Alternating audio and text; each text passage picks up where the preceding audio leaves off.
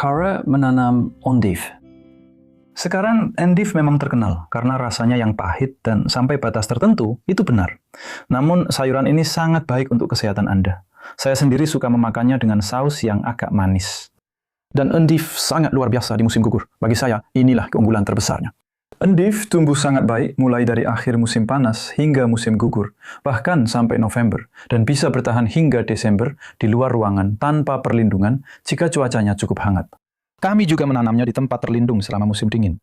Banyak sekali pilihan, dan endive lebih kuat di musim gugur dan musim dingin dibandingkan selada, yang cenderung terkena jamur di musim gugur, terutama jamur embun tepung. Dan daunnya menjadi jauh lebih tipis ketika cahaya matahari berkurang, terutama di bulan Oktober.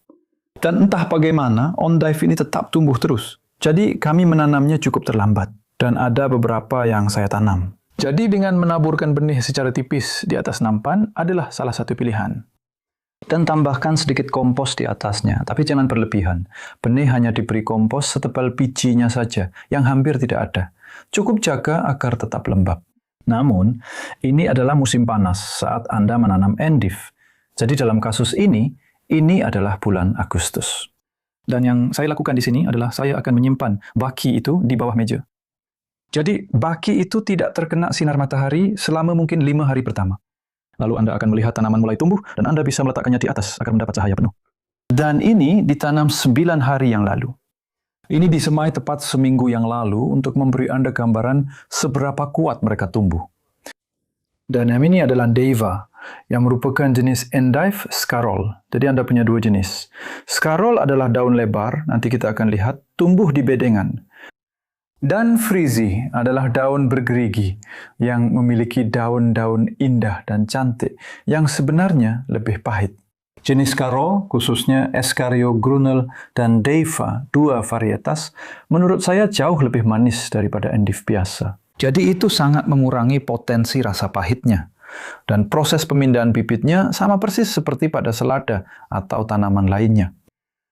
Cukup memindahkan bibit seperti itu atau mengangkatnya hanya dengan menggunakan alat berujung bulat dan menanamkannya. Saya hanya akan membuat lubang di baki yang sudah diisi sebelumnya. Jadi komposnya ditekan cukup padat dan saya goyangkan sedikit saat memasukkannya.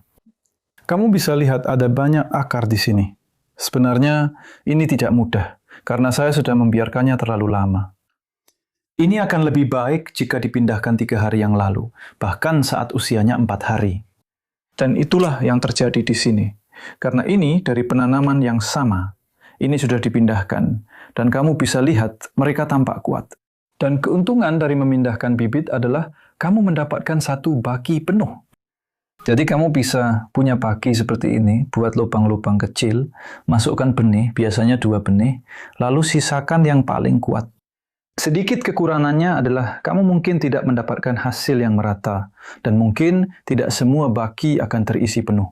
Biasanya ada 1 atau 2 yang gagal tumbuh. Ini sebenarnya dari benih yang disimpan sendiri di rumah, dan itu selalu membuat perbedaan. Dan kamu juga bisa menggunakan baki yang lebih kecil seperti itu. Itu salah satu baki 15 sel milik saya. Jadi ini adalah baki modul yang saya rancang. Dan kita ingin memindahkan mereka dari tahap itu ke tahap ini. Meskipun jenisnya berbeda, prinsipnya tetap sama. Tidak lebih dari 2 minggu. Jadi dalam waktu 2 minggu, bibit kecil berdaun 2 ini bisa tumbuh menjadi tanaman yang lebih dari siap untuk dipindahkan keluar. Kami sudah menanamnya 3 hari yang lalu untuk memberi Anda gambaran. Jadi Anda punya beberapa pilihan, tapi di musim panas, saya tidak ingin membiarkan mereka lebih lama dari ini. Karena di sini Anda sudah punya sistem akar yang sangat kuat, meskipun komposnya tidak banyak. Jadi tanaman ini harus segera ditanam di tanah. Semakin lama Anda membiarkannya setelah titik ini, semakin besar kemungkinan tanaman mengalami stres transplantasi, dan mereka akan membutuhkan waktu lebih lama untuk tumbuh dengan baik. Jadi sekarang kita akan menuju ke bedeng, di mana saya melakukan penanaman pertama tahun ini pada tanggal 20 Juni, dan itu saya katakan adalah yang paling awal. Tentu saja, paling awal yang saya sarankan untuk menanam endive. Jika Anda menanamnya di musim semi, mereka akan berbunga. Waktu berbunga mereka adalah pertengahan hingga akhir musim semi. Jadi tunggu sampai itu selesai. Jadi dalam kasus ini sekitar titik balik matahari dan kemudian Anda punya musim panas dan musim gugur di depan agar tanaman ini bisa dipanen. Dan jika Anda menanam lebih lambat, seperti bahkan sekarang menjelang akhir Agustus, itu kira-kira waktu paling akhir saya menanam untuk dipanen di luar.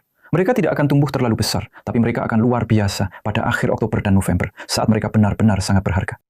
Dan kemudian kami menanam lagi, cukup cepat sebenarnya, mungkin sekitar tanggal 5 atau 10 September. Agar tanaman siap dipindahkan ke tempat terlindung seperti di polytunnel atau rumah kaca untuk dipanen sepanjang musim dingin. Dan yang ingin saya tunjukkan pada Anda di bagian berikutnya adalah pilihan untuk memanen. Apakah membiarkan mereka tumbuh sangat besar atau memetiknya satu persatu daunnya. Jadi di sini kita punya dua jenis yang tumbuh dari penanaman awal pada 20 Juni dan ini ditanam di tanah pada 9 Juli. Sebenarnya, endive scarol besar ini belum pernah kami petik sama sekali. Itulah sebabnya mereka terlihat sangat besar. Mungkin. Tapi mereka memang tumbuh besar yang sangat cepat. Mereka tumbuh dengan luar biasa. Dan saya akan panen satu di akhir nanti sebagai satu ponggol utuh atau bagian tengahnya. Tapi sebelum itu, saya ingin menunjukkan kepada Anda opsi memetik daun untuk endive. Mirip seperti selada, dengan mengambil daun bagian luar pada endive keriting. Ini tidak terlalu jelas pada pemetikan pertama, ini adalah pemetikan kedua. Jadi itu membuat pemetikan pertama lebih mudah. Daunnya benar-benar menempel di tanah. Tapi Anda bisa melihat perbedaannya di sini, misalnya. Dua daun ini benar-benar memperjelas perbedaannya. Itu adalah daun luar yang lebih tua dan hijau tua dibandingkan dengan daun yang lebih muda dan keriting. Dan jika untuk salad, saya sebenarnya akan membuang yang itu ke kompos. Karena daun seperti itu cukup keras. Nah, itu cukup kecil. Tergantung apakah Anda punya banyak daun, saya sarankan Anda tidak mencoba memakan semuanya. Terutama di awal panen. Karena yang kita temukan adalah ketika tanaman-tanaman ini masih muda, daunnya lebih besar.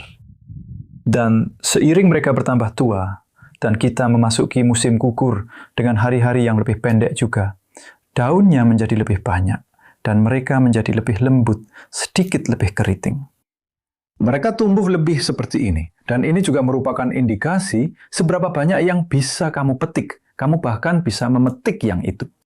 Saat kita memasuki musim gugur, kamu akan mendapatkan lebih banyak daun seperti itu saat kamu berkeliling memetiknya kira-kira seminggu sekali. Daunnya benar-benar bagus. Jadi saya sangat senang dengan semua itu. Mereka bisa dimasukkan ke dalam keranjang. Dan kemudian ketika kita sampai pada endive scarol, ini sedikit berbeda karena belum dipetik, ada cukup banyak yang harus dibuang di sini. Jadi saya menggunakan metode yang sama untuk mengambil daun bagian luar. Kadang-kadang 2 atau 3 sekaligus. Untuk memetik daun, yang selalu saya lakukan adalah melepaskan tangkai setiap daun. Saya tidak ingin meninggalkan banyak daun. Tangkai menempel pada batang utama endive. Tangkai adalah bagian yang ada pada daun, dan batang adalah batang dari tanaman. Jadi apa yang kita hasilkan sekarang sebenarnya belum terlihat saat ini. Tapi ini agak mirip seperti dengan selada yang kamu punya. Batangnya menjadi seperti batang pohon. Batang dan daun bagian bawah bisa terus kamu petik dan selalu tersedia untukmu, serta cukup mudah untuk dipisahkan. Dan yang tidak kamu lakukan adalah kamu tidak membiarkan daun-daun bagian bawah ini. Sebagian besar daun, seperti yang bisa kamu lihat, berubah menjadi kuning. Dan khususnya pada endive, mereka menempel erat di tanah. Daun-daun itu tetap di sana. Dan itu menjadi sinyal bagi siput untuk datang. Dan siput sangat suka daun endive. Tapi sebenarnya, bagian yang paling sering mereka makan, saya tidak tahu apakah kita bisa melihatnya di sini, adalah di bagian bawah batang-batang ini. Sebenarnya tidak, ini sangat bersih karena kita mengalami cuaca kering yang cukup lama musim panas ini. Dan seringkali Anda akan melihat tanda coklat kecil di sana. Itu adalah kerusakan akibat siput. Dan kadang-kadang kita cukup membuang bagian itu dan Anda masih punya daun yang bagus. Tapi daun-daun ini agak terlalu besar, jadi akan dijadikan kompos. Sekarang kita sampai ke yang lebih bagus, seperti yang ini. Dan kalau saya ambil yang ini dulu, yang itu agak besar, masuk ke kompos. Jadi saya sedang mengambil bagian tengahnya saat ini. Lalu kita akan masuk ke bagian inti atau crop, dan kemudian kita harus membuat keputusan yang sama. Berapa banyak yang harus diambil sebelum berhenti memetik? Ini adalah daun-daun terbaik pada tahap ini. Ya, ini memang indah. Lihat itu, warnanya agak kekuningan, yang berarti sedikit bercabang. Sebenarnya cukup manis, sangat enak dimakan sebagai camilan begitu saja. Kamu tahu, saya cukup sering melakukannya. Kalau kita di sini pagi-pagi sekali, memetik daun-daun ini, dan saya belum sarapan. Bagi saya, ini salah satu cara terbaik untuk memulai hari. Jadi itu saya biarkan sebagai contoh. Dan terakhir, saya akan ambil pisau saya. Kalau saya potong ini, ya sudah, selesai ceritanya. Itu tidak akan tumbuh lagi. Jadi sejujurnya saya agak enggan melakukannya. Yang bisa kamu lakukan dengan yang ini, kamu bisa memotong lebih tinggi. Mungkin saya akan lakukan itu. Kamu tetap akan mendapatkan efek yang sama dengan melihat daunnya. Tapi sebelum itu, saya akan melepas daun-daun yang lebih tua dan agak menguning ini. Dan ini contohnya yang bagus. Bekas kerusakan siput pada daun ini lebih banyak karena sebagian daunnya dekat dengan jalur setapak. Jadi semua itu sudah kita bersihkan. Itu terlihat bagus. Ya, sekarang memang ada kemungkinan ada siput di sini. Hujan baru mulai turun untuk pertama kalinya, dan itu adalah kondisi khas musim gugur. Jadi, jika Anda tidak ingin lagi endive, Anda bisa memotong di level itu. Jika Anda ingin panen berulang, Anda bisa memotong sedikit lebih tinggi. Dan itu akan menyisakan beberapa yang masih utuh.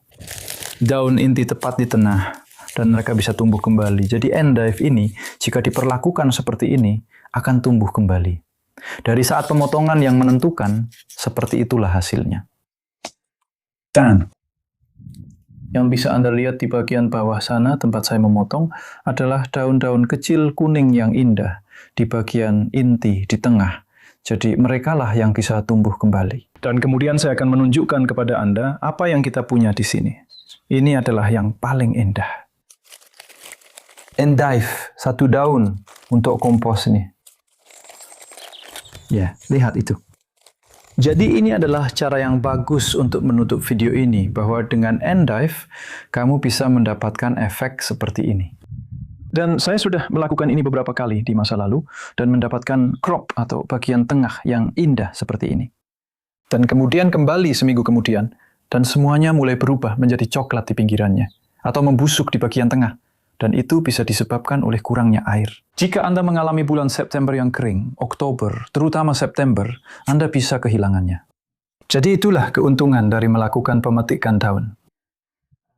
Tanaman yang Anda jaga tetap kecil dengan panen daun secara teratur, tidak membutuhkan banyak air. Sedangkan jika Anda membiarkan mereka tumbuh seperti ini, Anda hanya perlu memastikan Anda cukup menyiramnya. Endive sangat suka air, dan mereka tidak mudah berjamur seperti selada. Itulah mengapa mereka sangat bagus di musim gugur. Mereka terus tumbuh. Mereka suka kondisi yang lembab dan sejuk. Selamat menanam. Jangan menanam benih sebelum titik balik matahari musim panas, dan terus panen hingga awal musim dingin.